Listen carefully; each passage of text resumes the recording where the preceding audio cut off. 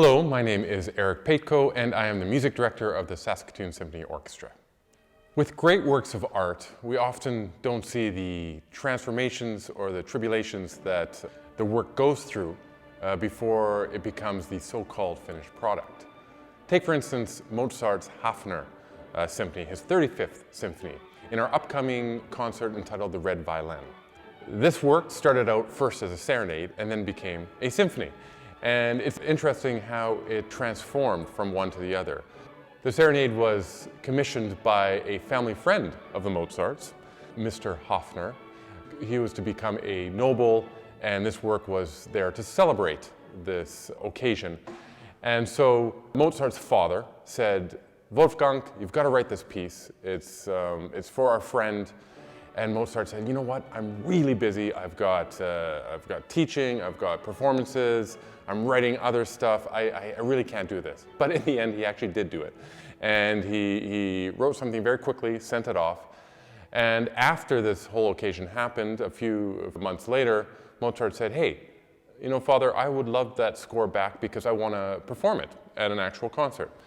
And he got the score from his father, and he was astonished by the quality of his own writing. He said, "Wow, this is actually really good stuff. But I want to change some things. I want to transform it a bit." So what he did was he cut the opening introduction, he cut a minuet, he added some flutes and oboes, and turned it into a four-movement Haffner symphony that we know today. And so through this transformation of serenade to symphony, the chaotic life that Mozart had with everything that was going on, he still was able to produce a work that has withstood the test of time. And speaking of all of these diversions and chaotic life, Mozart's first performance of this Haffner symphony was quite chaotic.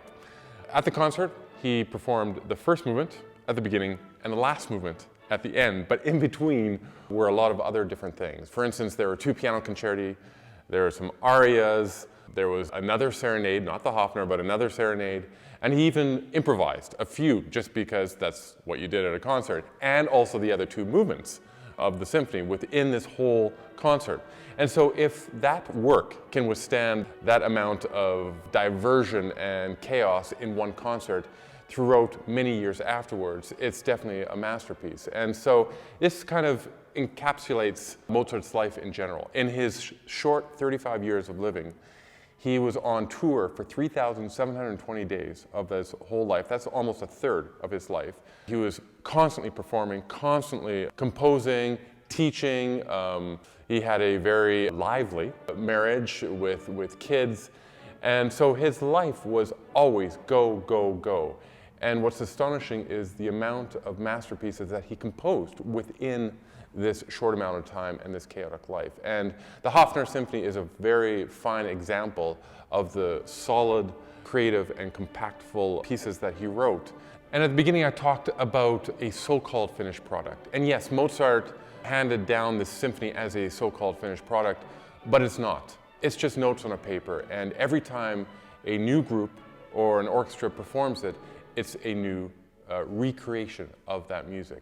And that's what's unique and powerful about live music, is that there's a new recreation every single time.